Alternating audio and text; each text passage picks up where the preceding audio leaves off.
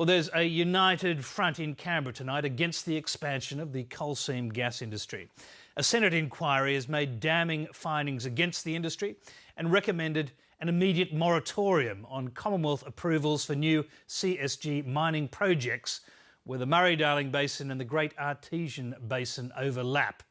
But the gas industry says the report is outdated and the issues it's raised are already being addressed. Here's more from our political correspondent Tom Eagleton in Canberra. It's an issue uniting political enemies. We've got all members of the committee to sign up to the main report with additional remarks, and when you can do that, you know that there's a serious problem. Landholders in the northern Murray-Darling Basin say the problem is coal seam gas miners, and they've been telling the Senate Rural Affairs Committee their future's being jeopardised. We don't think the current legislation will protect us.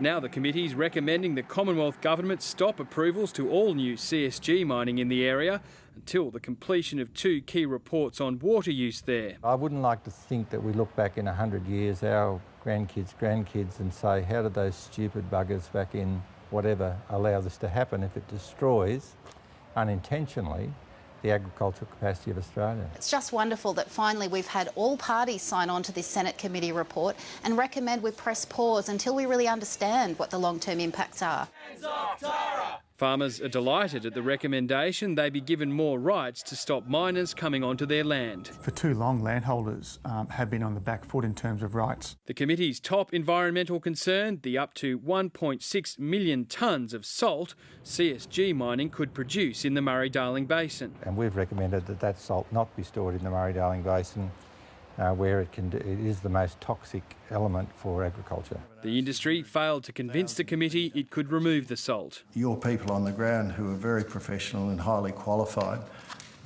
weren't able to answer where the waste goes. On the specifics of whether such a waste facility exists or not, I would need to obtain those technical details and come back to you. The committee's Liberal chairman says the Queensland government should never have awarded CSG mining licences at the top of the basin. There is no known successful disposal of the brine, even though they've got an environmental approval process which befuddles me and the committee as to how they got it. When the original approvals were given to Santos and British Gas, there wasn't consideration of the cumulative effects of the industry. The bipartisan recommendation for a temporary ban on new licences will carry some weight with the government.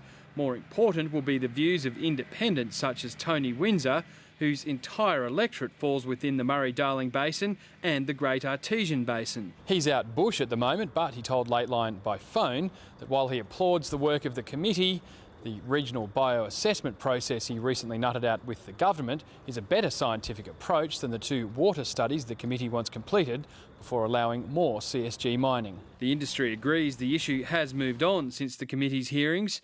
The report has been largely overtaken by events, its peak body said in a statement, and a number of the issues raised are being addressed by industry and independent studies, government policy or regulation. But the Murray-Darling system's already under intense environmental scrutiny after the release of this week's draft water use plan for the basin. The Greens were already disappointed in that plan and may want to push ahead with the recommended mining moratorium. Tom Eagleton, Lateline.